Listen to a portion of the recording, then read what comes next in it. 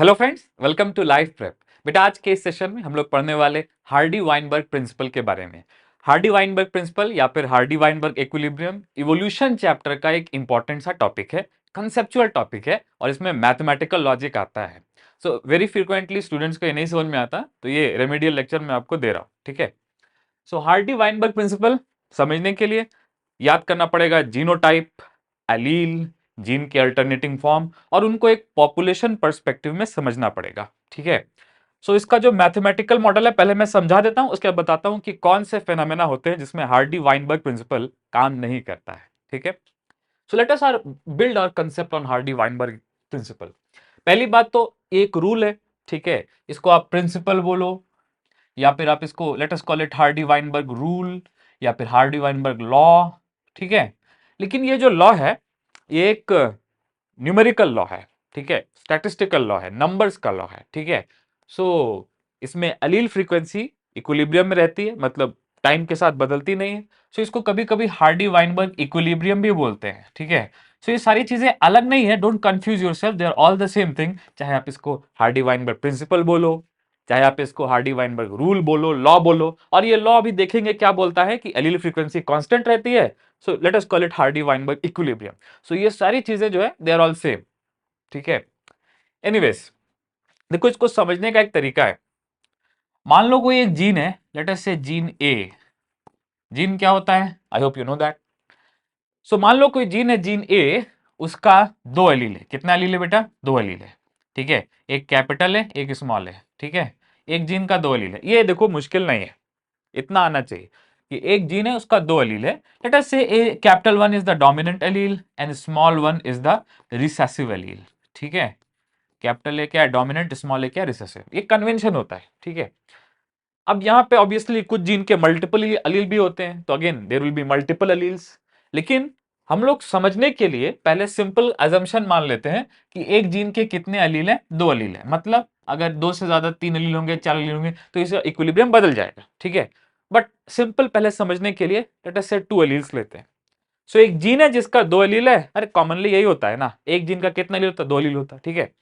Now एक अलील capital है, एक अलील स्मॉल है, both of them are alleles of same gene which is a gene, ठीक है। अब होता क्या है कि ये पॉपुलेशन में ये वाला अलील और ये वाला अलील कितना है, ठीक है। पॉपुलेशन में ये वाला अलील कितना है, ये देखो। ऑर्गेनिज्म में तो आपको मालूम है कि तीन कंडीशन हो सकती है। पहली कंडीशन कौन सी? Homozygote dominant. दूसरी कंडीशन कौन सी? होमोजाइगोट रिसेसिव, ये वाली कंडीशन। और तीसरा कौन सा? ये वाला हेट्रोजाइगस कंडीशन, ठीक है। सो एक ऑर्गेनिज्म में तो तीन कंडीशन हो सकती है, होमोजाइगस डोमिनेंट, होमोजाइगस रिसेसिव और हेट्रोजाइगोट, तीन कंडीशन हो सकती है। लेकिन यहां भी ऑर्गेनिज्म की बात नहीं करें, यहां पॉपुलेशन की बात करें। किसकी बात करें? पॉपुलेशन। याद रखो हार्डी वाइनबर्ग इक्विलिब्रियम जो है ना, ये एक ऑर्गेनिज्म का लॉ नहीं है, ये पॉपुलेशन जेनेटिक्स का लॉ है, ठीक है। So it is a law in population genetics. यहां पे एक ऑर्गेनिज्म की बात नहीं होगी, यहां पे पॉपुलेशन की बात होगी, ठीक है।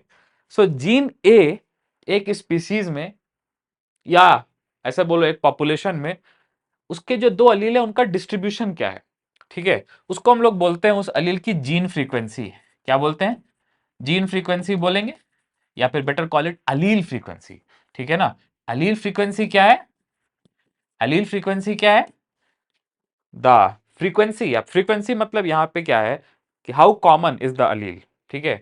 देखो या तो ये होगा या तो ये होगा। हम लोगों ने माना क्या है? अरे जीन का कितना अलील माना है? दो।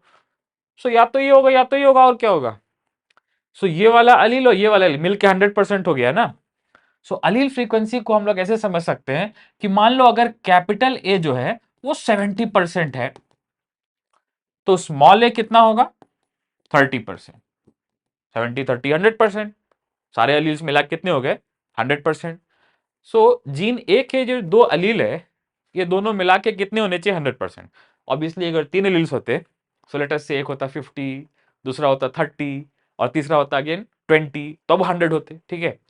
सो फंडा ये है कि जीन के हम लोगों ने माना कितना अलील है? दो अलील है। सो अलील फ्रीक्वेंसी क्या हो जाएगी? एक की लेटर से 70, एक की लेटर से 30। ऐसा भी हो सकता है कि डोमिनेंट वाले की फ्रीक्वेंसी कम हो, ठीक है। ऐसा हो सकता है ये 40 हो जाए और ये 60 हो जाए, ऐसा भी हो सकता है, ठीक है। अब यहां पे हम लोग क्या करते हैं ये परसेंटेज के फॉर्म नहीं, डेसिमल के फॉर्म में लिखते हैं, तो 70% क्या हो जाएगा 0.7, और स्मॉल ए क्या हो जाएगा 100 माइनस 70, या ऐसे बोलो 1 माइनस 0.7 कितना हो गया 0.3। ठीक है, आई होप अलील फ्रीक्वेंसी समझ में आ रहा है थोड़ा सा। सो हार्डी वाइनबर्ग प्रिंसिपल ये बोलता है कि जो पॉपुलेशन है उसमें अलील्स की फ्रीक्वेंसी कांस्टेंट रहती है जब तक उसमें जीन फ्लो ना हो, जेनेटिक ड्रिफ्ट ना हो, नेचुरल सिलेक्शन ना हो, ठीक है, फाउंडर इफेक्ट ना हो, वो सब चीज हम लोग देखेंगे। लेकिन अभी याद रखो कि if there are no disturbances then allele frequency in population remains constant. ठीक है, मतलब ये 0.7 का 0.7 ही रहेगा और ये 0.3 का 0.3 रहेगा। अगर ये 0.4 होता कैपिटल ए वाला तो वो 0.4 का 0.4 ही रहता और स्मॉल ए 0.6 का 0.6 ही रहता। ठीक है, सो पहले तो एक स्टेटमेंट लिख लेते हैं, let us keep it simple. एक स्टेटमेंट लिख लेते हैं, under certain assumptions, under certain क्या assumptions। अब देखो ये क्या assumptions है ये मैं लास्ट में बताऊंगा इस लेक्चर में, ठीक है, लेकिन अभी just take my words for granted. Under certain assumptions क्या होता है, allele frequency, allele frequency in a population remains constant, remains constant. ठीक है, सो अगर कुछ assumptions आप मान लो, कैसे assumptions लास्ट में बताएंगे। ठीक है, सो अलील फ्रीक्वेंसी पॉपुलेशन के अंदर क्या रहती है, कांस्टेंट रहती है। ठीक है, चलो नेक्स्ट। अभी मैं आपको पहले तो मैथमेटिकली समझाता हूं थोड़ा सा। मान लो एक जीन है, जीन ए, ऑब्वियसली उसके दो अलील है, कैपिटल ए और स्मॉल ए। ठीक है, इसको हम लोग पी क्यू से भी रिप्रेजेंट कर सकते हैं। मान लो कैपिटल ए को क्या बोल दिया स्मॉल पी और स्मॉल ए को क्या बोल दिया स्मॉल क्यू। ठीक है, इसको ऐसे भी रिप्रेजेंट कर सकते हैं ना। ठीक है, अब आप देखो मैंने क्या बोला, परसेंटेज में नहीं, क्या लेना है फ्रैक्शन में लेना है, मतलब 0 से लेके 1 के बीच में नंबर होगा ना फ्रैक्शन में। अरे परसेंटेज 0 से 100 होता है ना, उस तरह से फ्रैक्शन क्या होगा 0 से 1 के बीच में कोई नंबर होगा ना। ठीक है, सो मान लो कि यहां पे आप प्लॉट कर रहे हो पी, क्या प्लॉट कर रहे हो पी। ठीक है, और पी की वैल्यू क्या हो सकती है, पी की वैल्यू 0 हो सकती है, 0.2 हो सकती है, 0.4 हो सकती है, 0.6 हो सकती है, 0.8 हो सकती है, और मैक्सिमम क्या हो सकती है 1.0। ये पी की वैल्यू है ना। ठीक है, और ऑब्वियसली पी स्क्वायर का भी ग्राफ आप बना सकते हैं ना। ठीक है, सो पी स्क्वायर का ग्राफ कैसे आएगा, ऑब्वियसली अगर ये पी है तो पी स्क्वायर का ग्राफ ऐसा जाएगा ना, स्ट्रेट लाइन नहीं जाएगा, ऐसा जाएगा ना, एक्सपोनेंशियली जाएगा ना। सो यहाँ पे 0 है तो ये भी 0 है, ये 0.2 इंटू 0.2 तो ये थोड़ा कम आएगा, लेकिन जैसे जैसे बढ़ेगा वैसे वैसे एक्सपोनेंशियली बढ़ेगा। ठीक है, सो यहाँ पे भी लगभग लगभग वही मैं लिख दे रहा हूँ स्केल। ठीक है, हु वरीज अबाउट स्केल, लेकिन ग्राफ की शेप पे आप ध्यान दो, इससे मेंटल इमेज अच्छी हो जाएगी इसकी। ठीक है, 1.0। ठीक है, समझ रहे हो आप। सो ये मान लो P है, P मतलब क्या, कैपिटल ए अलील। ठीक है, कैपिटल ए अलील की फ्रीक्वेंसी अगर बढ़ रही है तो पी स्क्वायर, देखो पी स्क्वायर भी बढ़ रहा है। ठीक है, अब पी स्क्वायर क्या ये मैं समझा देता हूं। ठीक है, मान लो, मान लो पी अलील है और क्यू अलील है। यहाँ पे पी और क्यू का क्या मतलब है, पी और क्यू का मतलब है ए और स्मॉल ए अलील। ठीक है, ए और स्मॉल ए का टोटल सम कितना आ रहा है 1 आ रहा है ना। ठीक है, मतलब ये कांस्टेंट है ना। सो आप इसको एक्सपेंड भी कर सकते हो, स्क्वायरिंग बोथ साइड, तो ये क्या हो जाएगा capital A plus small A whole square is equal to 1, because 1 square is 1, ऐसा बोल सकते हैं। ठीक है, नाउ तो इस केस में क्या हो जाएगा, आप इसको एक्सपेंड भी कर सकते हो, ऑब्वियसली क्या आ जाएगा A square plus 2a plus small A square is equal to 1, ऐसा बोल सकते हैं ना। अब यहां पे इसको हम लोग एक्सपेंडेड फॉर्म में लिख सकते हैं, capital A plus 2 into capital A plus small A is equal to 1। अब जरा ध्यान से देखना, ये जो है ये क्या है, ये ऑर्गेनिज्म है। अरे ऑर्गेनिज्म डिप्लॉयड होता है जनरली। सो ये कैपिटल ए क्या है, ऐसा ऑर्गेनिज्म जिसमें होमोजाइगस डोमिनेंट अलील है, उसका फ्रीक्वेंसी। सो ये क्या है, जिस इक्वेशन में स्क्वायर नहीं है ये अलील की फ्रीक्वेंसी है, लेकिन जिसमें स्क्वायर आ गया उसमें ऑर्गेनिज्म की फ्रीक्वेंसी आ गई। क्यूब क्यों नहीं ले रहे, क्योंकि ऑर्गेनिज्म ट्रिप्लॉइड नहीं डिप्लॉइड है ना, इसीलिए 2 ले रहे हैं, पावर 3 पावर 4 पावर 7 नहीं ले रहे ना, क्योंकि ऑर्गेनिज्म क्या है, डिप्लॉइड है ना। एक बार में 2 ले होते ना, ठीक है। सो ये A plus capital A plus small A whole square का जब एक्सपेंशन किया तो ये आ गया। रिमेंबर ये ऑर्गेनिज्म है, ये ऑर्गेनिज्म की फ्रीक्वेंसी है, ठीक है। ये कैसा ऑर्गेनिज्म है, होमोजाइगस डोमिनेंट, होमोजाइगस रिसेसिव। ये क्या है, हेट्रोजाइगस की फ्रीक्वेंसी है, ठीक है। सो अलील की फ्रीक्वेंसी से स्क्वायर लेकर के ऑर्गेनिज्म की फ्रीक्वेंसी पॉपुलेशन में हम लोग निकाल सकते हैं यूजिंग हार्डी वाइनबर्ग प्रिंसिपल, ठीक है ना। नेक्स्ट, अब इसको सेम को P प्लस क्यू के फॉर्म में भी लिख लेते हैं, थोड़ा बोरिंग है, कोई बात नहीं। P plus Q equal to 1, so ये क्या हो जाएगा, P square plus 2PQ plus Q square is equal to 1, ये भी हो जाएगा। नो ब्रेनर है, उतना ज्यादा दिमाग लगाने की जरूरत नहीं है, ठीक है। सो ये हो गया, ठीक है। सो याद रखो हार्डी वाइनबर्ग प्रिंसिपल में अलील फ्रीक्वेंसी से ऑर्गेनिज्म की फ्रीक्वेंसी का रिलेशन हम लोग लगाने की कोशिश करते हैं। We try to compare allele frequency with frequency of organism in population, ठीक है ना। चलो अभी मैं क्या करूंगा, एक बड़ा इंटरेस्टिंग सा ग्राफ बनाऊंगा, ध्यान से देखना, ठीक है। तो व्हाइट से मैं पी की फ्रीक्वेंसी लिख रहा हूं, पी अलील की, ठीक है। तो यहां ध्यान से देखो, ये मैं क्या लिखूंगा यहां पे, पी अलील की फ्रीक्वेंसी, पी अलील की फ्रीक्वेंसी ये 0 से शुरू होगी और ऑब्वियसली क्या होगी, 0.2 0.4 0.6 0.8 और 1, ठीक है। अब आप मुझे बताओ, अगर ये पी अलील की फ्रीक्वेंसी है तो पी स्क्वायर का ग्राफ कैसा जाएगा, व्हाइट से ऐसा, ऐसा जाएगा ना, ठीक है। अरे जब पी कम है तो पी स्क्वायर भी कम होगा ना, ठीक है। सो ये क्या है, 0.2 0.4, जब पी 1 है तो पी स्क्वायर भी 1 है, ठीक है, 1, ठीक है, 0.6 0.8, जस्ट जस्ट समझाने के लिए। लेकिन याद रखो पी स्क्वायर मतलब क्या, कि अगर पी जो है वो कैपिटल ए अलील है, ये अलील की फ्रीक्वेंसी है, और पी स्क्वायर जो है ये ऑर्गेनिज्म है, कैपिटल ए ऑर्गेनिज्म की फ्रीक्वेंसी है, ठीक है। सो आप देखो अलील की फ्रीक्वेंसी जब लीनियरली बढ़ रही है तो ऑर्गेनिज्म की फ्रीक्वेंसी एक्सपोनेंशियली बढ़ रही है, ठीक है। नेक्स्ट, अब क्या होगा, अब दूसरा वाला अलील उठा लेते हैं। अब बताओ कौन सा अलील उठा, मान लो क्यू अलील उठा लेते हैं, ठीक है। सो इसी हॉरिजॉन्टल एक्सिस पे ही क्यू अलील का भी एक सेपरेट सा ग्राफ बनाएंगे, ठीक है। क्यू अलील मतलब स्मॉल है, ठीक है। अब चलो मान लेते हैं इसकी स्केल उल्टी ले लेते हैं, मतलब उधर से शुरू करते हैं, मतलब ये 0 और ये 0.2 0.4 0.6 0.8 और ये 1। तो यहां पे क्या प्लॉट कर लेते हैं, क्यू स्क्वायर, क्या प्लॉट कर लेते हैं, क्यू स्क्वायर। क्यू स्क्वायर मतलब स्मॉल ए, ये ऑर्गेनिज्म है, ठीक है, ये ऑर्गेनिज्म की फ्रीक्वेंसी है, ठीक है।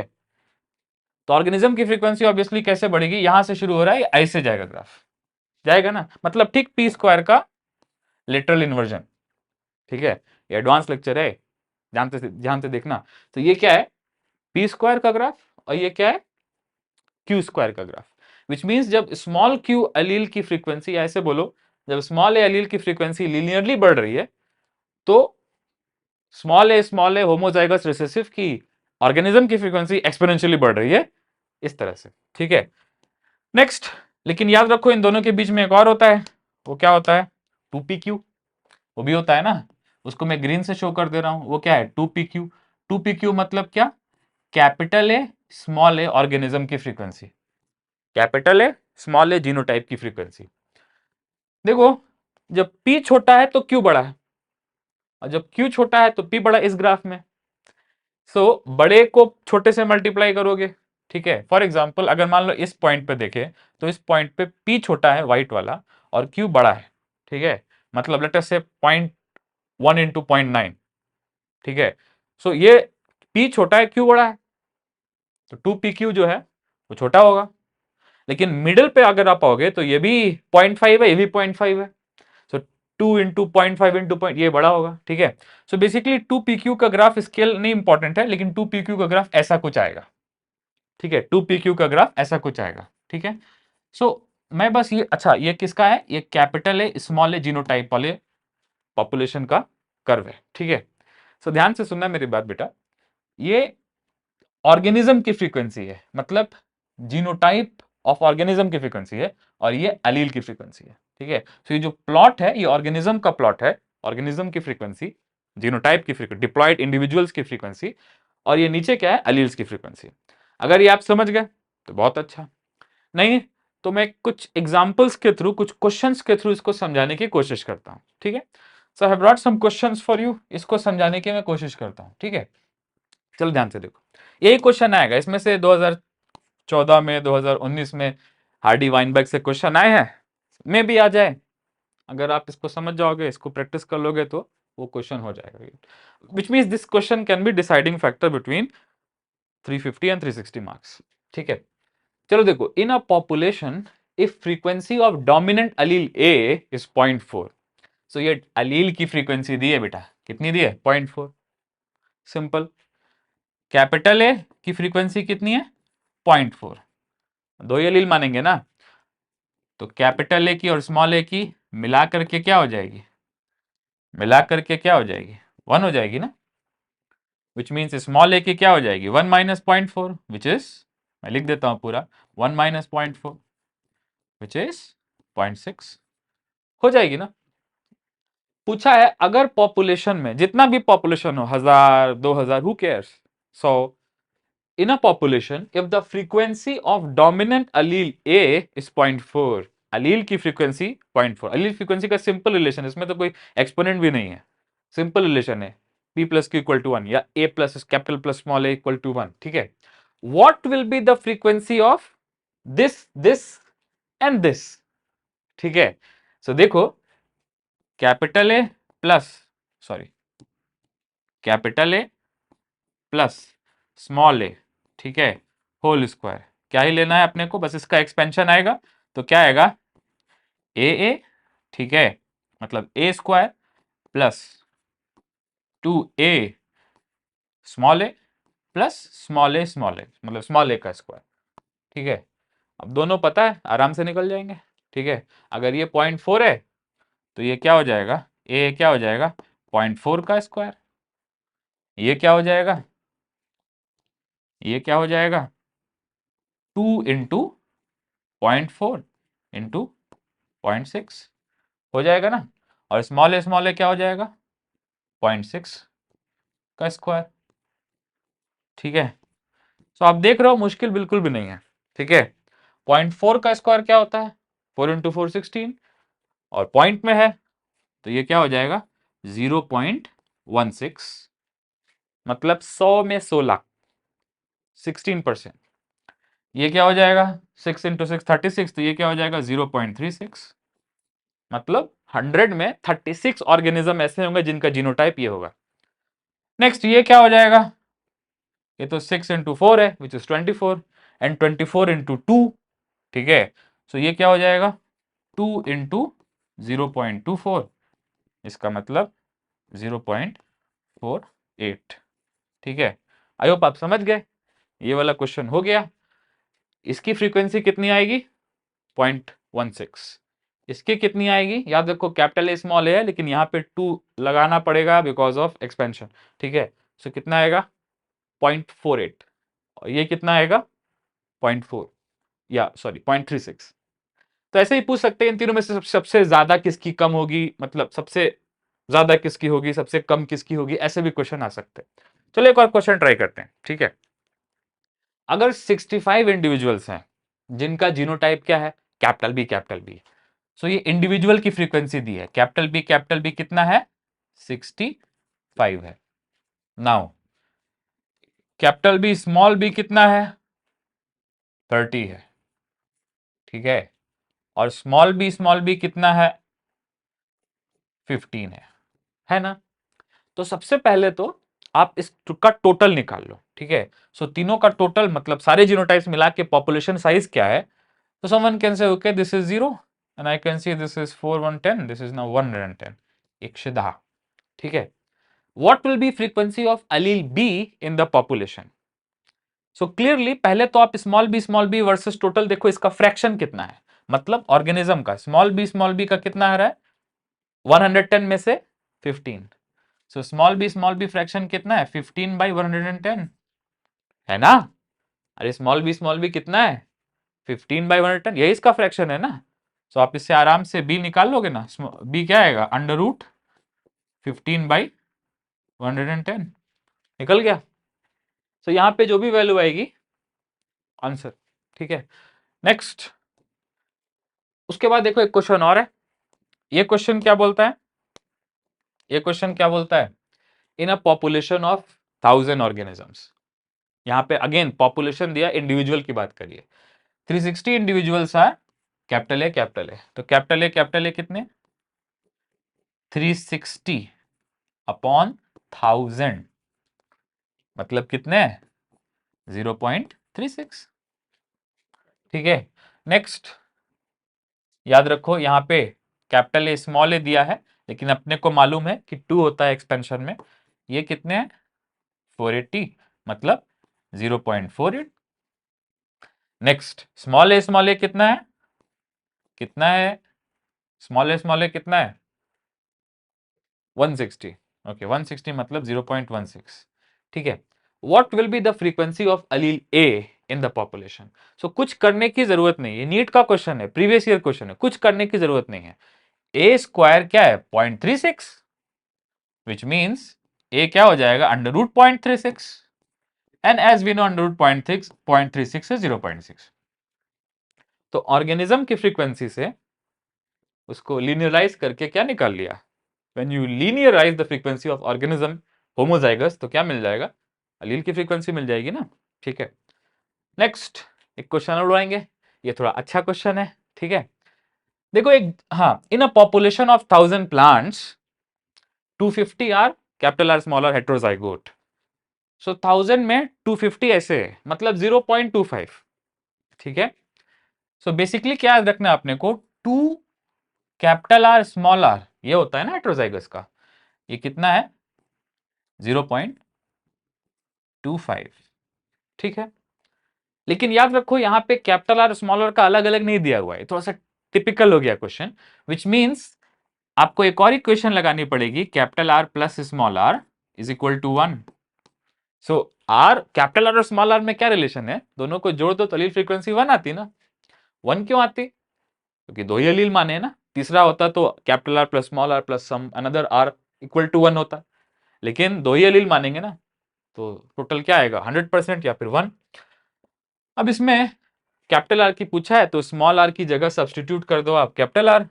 तो यहाँ कैपिटल स्मॉल आर को आप क्या लिख सकते हो, small R is equal to 1 minus capital R लिख सकते हैं ना। तो ये क्वाड्रेटिक इक्वेशन के फॉर्म में आ जाएगा, क्या हो जाएगा 2 इंटू कैपिटल आर, और ये क्या हो गया स्मॉल आर क्या हो गया 1 minus capital R, 1 minus capital R is equal to 0.25। Logic है बस, ठीक है।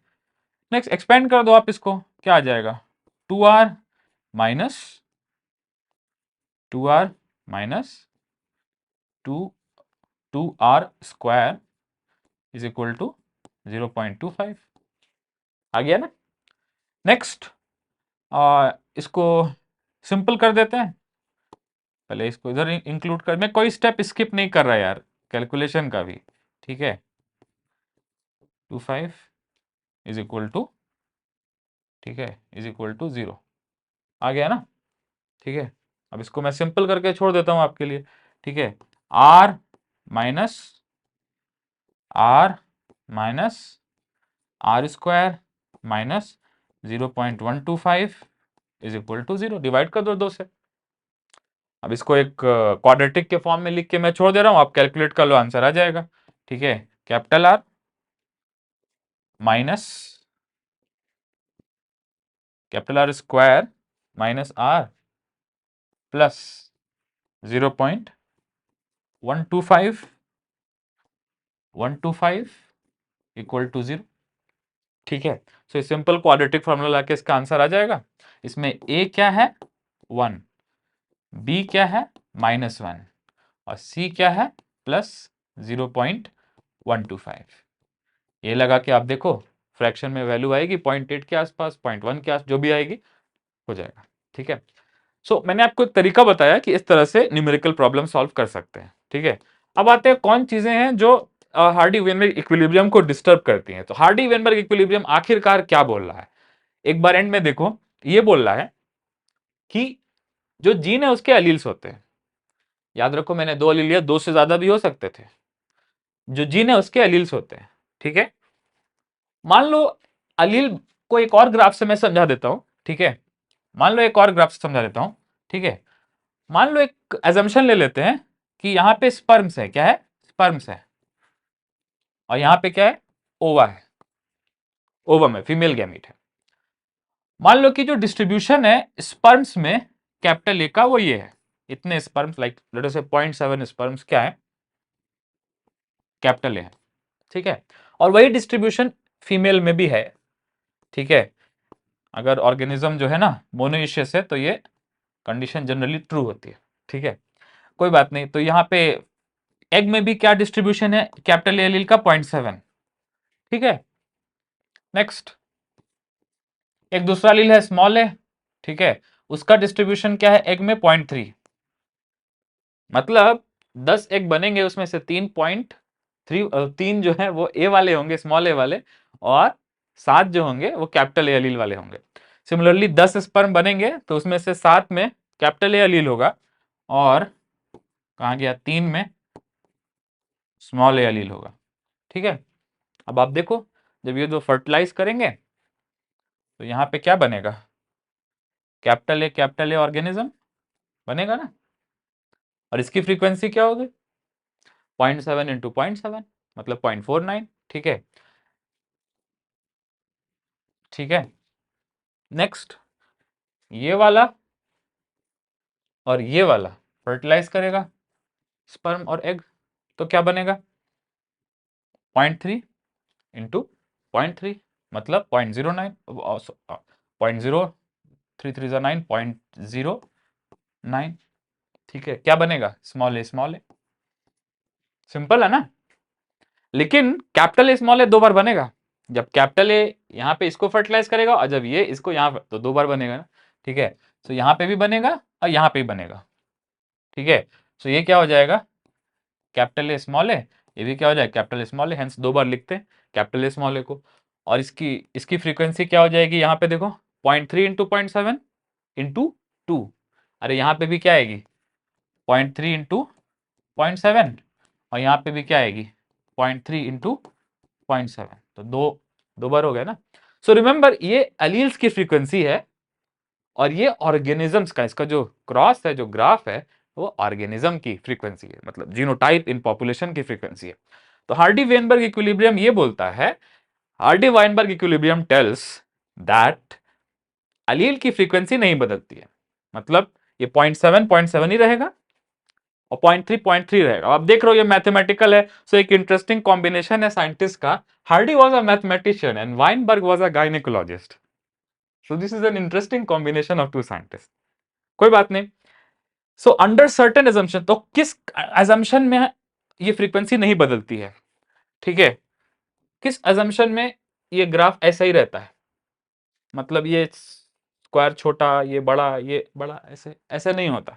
ठीक है, किस एजम्पशन में, सो वो एजम्पशंस भी लास्ट में मैं बता देता हूं कि क्या क्या नहीं होना चाहिए।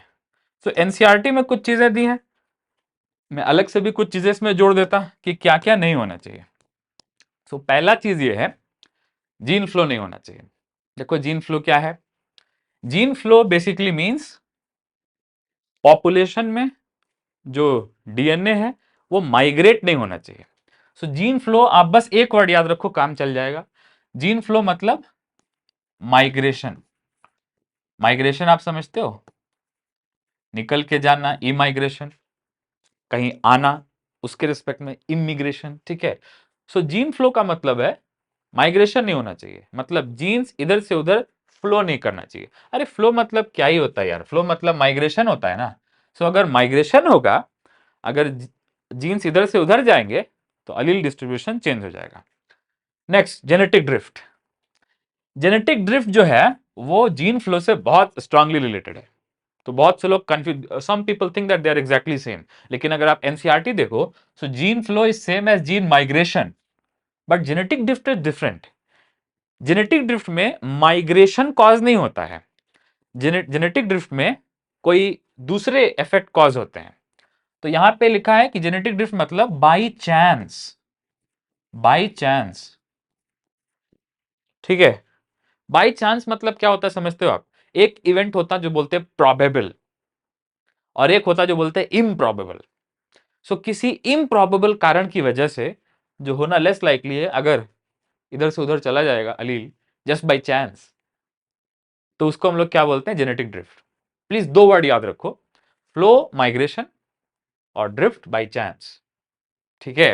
सो बाई चांस अगर कोई गिर गया, if someone slip by chance, so उसको इंजरी हो गई। Similarly genetic drift is by chance, it can happen because it is a probabilistic law. In fact एक एग्जांपल देता हूं मैं, फिजिक्स में आप पढ़ते हैं second law of thermodynamics, entropy tends to increase, but again it is a probabilistic law, मतलब entropy can also decrease, but the chance of entropy decreasing is very small, ठीक है। सो याद रखो कि जेनेटिक ड्रिफ्ट जो है is by chance, which means कभी कभी रैंडमली ऐसा हो सकता है कि माइग्रेशन के बिना भी एलील फ्रीक्वेंसीज चेंज हो जाए, उसको हम लोग क्या बोलते हैं? Genetic drift. अभी अपने लेवल पे दो बातें याद रखनी है। पहली बात क्या? माइग्रेशन की वजह से एलील फ्रीक्वेंसी चेंज हो, जीन फ्लो, और जस्ट बाय चांस तो क्या बोलेंगे? जेनेटिक ड्रिफ्ट, ठीक है। Next, mutation. अब म्यूटेशन ऑब्वियस है, म्यूटेशन की वजह से न्यू एलील्स डेवलप होते हैं, म्यूटेशंस की वजह से एग्जिस्टिंग एलील में चेंज आता है। So mutation is different. Why mutation? क्योंकि म्यूटेशन से न्यू एलील्स बन सकते हैं, let us call it allelogenesis, new alleles बन सकते हैं, allelogenesis. Next, genetic recombination. Genetic recombination से ऑर्गेनिजम्स ऑफ सुपीरियर कैरेक्टर्स बन सकते हैं। जेनेटिक रिकॉम्बिनेशन समझते हो आप? जेनेटिक रिको मतलब रिकॉम्बिनेंट्स का बनना। याद है मेंडल ने क्या लिया? राउंड येलो रिंकल ग्रीन, और इसमें 6/16 क्या बने? Recombinant, round green wrinkled yellow. अब मान लो राउंड ग्रीन और रिंकल्ड येलो को कोई एडवांटेज होता है और वो राउंड येलो रिंकल ग्रीन पे डोमिनेंट हो जाते, मतलब वो ज्यादा सर्वाइव करते हैं as compare to parental type, तो उस केस में रिकॉम्बिनेंट्स की वजह से, की सुपीरियरिटी की वजह से एलील का डिस्ट्रीब्यूशन चेंज होता है। तो ये क्या है? Genetic recombination. And last but not least, वो क्या है? Natural selection. अगर नेचर किसी अलील को, किसी जीनोटाइप को फेवर कर रहा है, सो उसकी वजह से भी एक डायरेक्शनल चेंज आएगा अलील डिस्ट्रीब्यूशन में। नेक्स्ट, बहुत सारे और भी चीजें हैं जो अफेक्ट कर सकती हैं, जैसे फॉर एग्जांपल कोई कैलेमिटी आ गई, कोई नेचुरल कैलेमिटी आ गई, कोई अर्थक्वेक आ गया जिसमें बहुत ज्यादा पॉपुलेशन मर गया, या फिर कोई पॉलिटिकल इश्यूज हो गए जिसकी वजह से जेनोसाइड हो गया, ठीक है। तो उसकी वजह से भी पॉपुलेशन में एलील्स की फ्रीक्वेंसी चेंज हो सकती है, ठीक है। उसको हम लोग बोलते हैं बॉटल नेक। क्या बोलते हैं? बॉटल नेक या बॉटल नेक इफेक्ट, ठीक है। बॉटल नेक इफेक्ट, बॉटल नेक इफेक्ट मतलब अगर एग्जिस्टिंग पॉपुलेशन में किसी कैलामिटी की वजह से लार्ज चंक ऑफ पॉपुलेशन अगर किल हो गया, if large chunk of population did not survive any calamity, so allele frequency change हो जाएगी, ठीक है। सो बॉटलनेक इफेक्ट मतलब लार्ज पॉपुलेशन, लार्ज पॉपुलेशन क्या हो गया? सर्वाइव नहीं कर पा रहा, तब होगा बॉटलनेक। नेक्स्ट, लास्ट में एक इफेक्ट और आता है जिसको हम लोग बोलते हैं फाउंडर इफेक्ट। अब फाउंडर इफेक्ट का इससे कोई बहुत ज्यादा लेना देना नहीं है, लेकिन एनसीईआरटी में लिखा है तो मैं बता दे रहा हूं। फाउंडर इफेक्ट का क्या मतलब है? फाउंडर इफेक्ट का मतलब है, मान लो कि एक कंटेनर है, ठीक है, उसमें ब्लू बॉल्स है, उसमें कौन सी बॉल्स है? ब्लू बॉल्स है। नोटिस करो ब्लू बॉल ज्यादा है, और उसमें रेड बॉल्स है, रेड बुल नहीं है, रेड बॉल्स है, ठीक है, और इसमें येलो बॉल्स है ना। सो है क्या यहां पे कि ओरिजिनल पॉपुलेशन में ब्लू ज्यादा है, रेड कम है और येलो उससे भी कम है। लेकिन मान लो ऐसा हो गया कि ये जो पॉपुलेशन है ये पॉपुलेशन जो है किसी वजह से मतलब मर गया, मतलब इसमें बॉटलनेक हो गया, या फिर इसमें से कुछ फ्यू बॉल्स निकल के इधर आ गए, मतलब न्यू पॉपुलेशन बना लिए, फाउंडेशन कर लिए, मतलब न्यू पॉपुलेशन बना लिए, ठीक है। और न्यू पॉपुलेशन में किसी वजह से ब्लू नहीं आए, येलो आए और रेड आया, ठीक है। तो अभी क्या होगा, अभी रेड और येलो ही रह जाएंगे, ठीक है, रेड और येलो ही रह जाएंगे। So as you can see कि यहां पे ओरिजिनल में ब्लू ज्यादा थे और रेड और येलो 50-50 नहीं थे, रेड ज्यादा था येलो कम था, ये ओरिजिनल पॉपुलेशन है। और इसका जब फाउंडर बना, मतलब अगर बहुत स्मॉल पॉपुलेशन साइज से न्यू पॉपुलेशन बनता है, मतलब एक ऐसी जगह पे जहां पे न्यू कॉलोनाइजेशन होता है, वहां पे बहुत ज्यादा डाइवर्सिटी नहीं आती, कुछ ही एलील्स आते हैं या कुछ ही जीनोटाइप्स आते हैं, ठीक है। So when very few genotypes, मैंने एक एक लिया था, एक येलो का एक रेड का न्यू वाले पॉपुलेशन में लिया था, तो उसमें येलो और रेड का पॉपुलेशन में ऑर्गेनिज्म का जो फ्रीक्वेंसी है वो क्या हो गया, सेम हो गया, दोनों का बराबर हो गया। सो ओरिजिनल पॉपुलेशन में ब्लू ज्यादा था, येलो सबसे कम था और बीच में रेड था। लेकिन न्यू पॉपुलेशन में येलो और रेड बराबर है, ब्लू है ही नहीं। ऐसा क्यों है? क्योंकि जब इसका फाउंडेशन हुआ, जब न्यू पॉपुलेशन का फाउंडेशन हुआ, तो उसमें ब्लू गया ही नहीं, उसमें क्या गया, येलो और रेड इक्वल नंबर में गए। सो इसको हम लोग बोलते हैं फाउंडर इफेक्ट। इससे भी आप बोल सकते हो this is also basically kind of migration. लेकिन इससे भी क्या होता है, इस जीन फ्लो से भी क्या होता है, हार्डी वाइनबर्ग इक्विलिब्रियम चेंज होता है। सो हार्डी वाइनबर्ग इक्विलिब्रियम इतना भी डल टॉपिक नहीं है। हार्डी वाइनबर्ग इक्विलिब्रियम में आप याद रखो कि अलील की फ्रीक्वेंसी नहीं चेंज होती, और मैथमेटिकली अलील की फ्रीक्वेंसी को ऑर्गेनिज्म की फ्रीक्वेंसी के साथ मैच कराते हैं। हमेशा याद रखो कि जो p plus Q equal to 1 या p plus Q whole square equal to 1 है, उसमें हमेशा फ्रैक्शन लेना है, उसमें नंबर नहीं लेना, उसमें क्या लेना है, फ्रैक्शन लेना। I hope this lecture was helpful. Thank you so much for watching. I will see you in the next video.